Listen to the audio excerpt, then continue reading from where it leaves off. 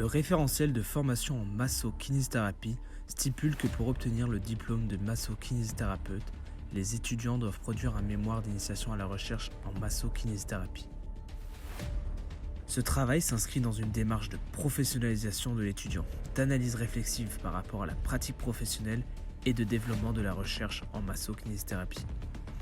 Il s'agit de réaliser un travail méthodique et rigoureux à partir des savoirs disciplinaires enseignés au cours de la formation, mais également par le biais de la littérature scientifique disponible sur le sujet. Pour Brut, j'ai pu rencontrer un étudiant de dernière année de kinésithérapie en pleine réalisation de son mémoire de fin d'études. Au travers de mon interview, j'ai pu comprendre les motivations qui l'ont poussé à réaliser son travail, les concepts théoriques sur lesquels il s'appuie, quelles problématiques il a su dégager de cette littérature scientifique abondante et quelles méthodes il a utilisées pour tenter d'obtenir des réponses à ces questions. Afin d'avoir une chance de terminer ce travail titanesque à temps, il vit aujourd'hui dans un lieu caché, reculé de la société et de ses tentations. Sa famille, ses amis, personne ne sait où il se trouve. Et c'est là même qu'il m'a donné rendez-vous, moi et mon cadreur.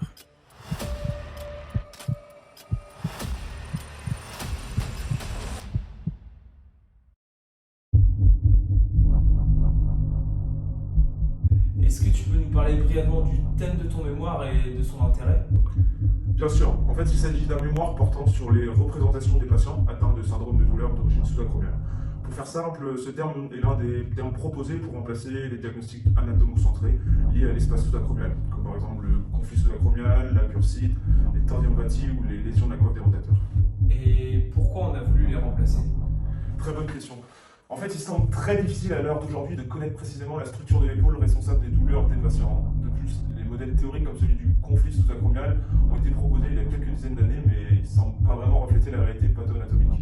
Et enfin, la littérature scientifique actuelle s'accorde pour dire que l'expérience douloureuse n'est pas uniquement influencée par des facteurs biologiques comme l'état de la structure, mais que d'autres dimensions entrent en jeu comme les facteurs psychosociaux. Et ces derniers pourraient même davantage expliquer la chronisation des douleurs que les facteurs médicaux eux-mêmes.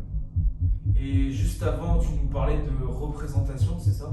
Ouais, exactement. Ces représentations sont souvent en lien avec la compréhension de la douleur et peuvent même être un frein à la rééducation lorsqu'elles provoquent des réponses comportementales et émotionnelles négatives. En effet, il est possible de retrouver chez certains patients des attitudes de peur-évitement et de la peur liée à certains diagnostics médicaux centrés sur l'intégrité des tissus.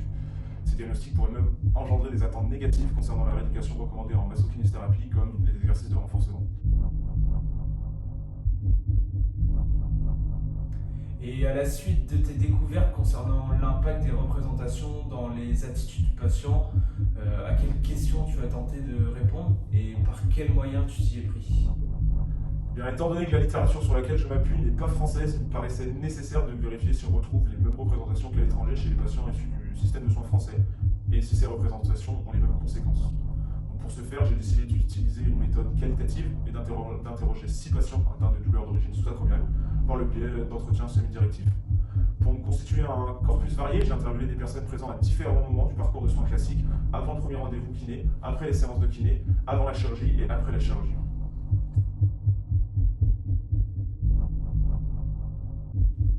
Et je suppose que grâce à tes connaissances accumulées au fur et à mesure de tes recherches, tu as établi certaines hypothèses concernant les résultats ? Décidément, perspicace ne serait pas votre deuxième prénom. Effectivement, je pense en effet que d'une part, les représentations des patients seront grandement influencées par les professionnels de santé, mais d'autre part que les patients se construisent une représentation biomédicale de leurs problèmes de santé et que cela induit des changements de comportement, d'émotion et aussi d'attente concernant le traitement en masso-kinésithérapie. Pour terminer cette entrevue, est-ce que tu pourrais nous expliquer les implications pratiques qui pourraient en découler de tes résultats ?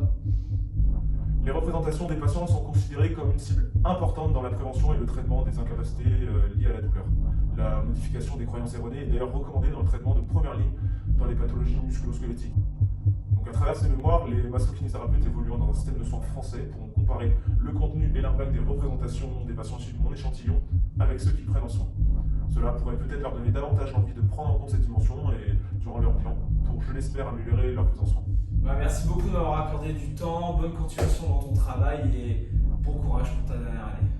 Vous savez, le plus dur reste à venir car les fêtes approchent. Je Je pense que c'est ça qui va être le plus dur, c'est de passer Noël loin de mes proches, mais je n'ai pas le choix.